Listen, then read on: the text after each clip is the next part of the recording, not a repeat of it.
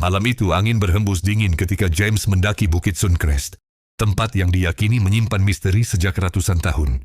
Warga kampung sering memperingatkan siapapun untuk tidak mendekat setelah gelap, namun rasa penasarannya jauh lebih kuat dibanding ketakutannya.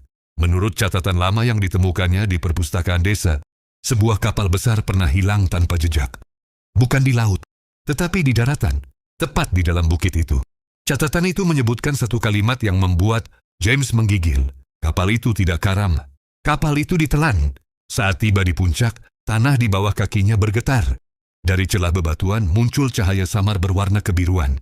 James menyorotkan lampu senter dan mendapati sebuah retakan besar memanjang seperti mulut raksasa. Dengan keberanian yang bahkan ia sendiri tak mengerti, ia masuk ke dalamnya.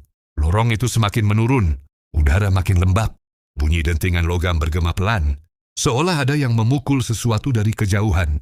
Ketika James melangkah lebih jauh, kakinya terhenti.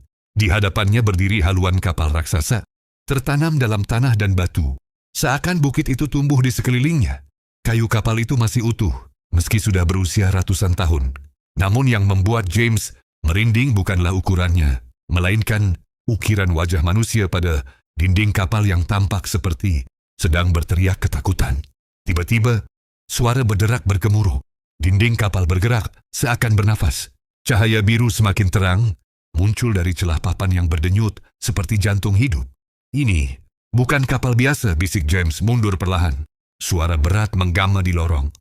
Penjelajah lain akhirnya datang lagi. James membeku. Suara itu bukan berasal dari manusia, tetapi dari kapal itu sendiri.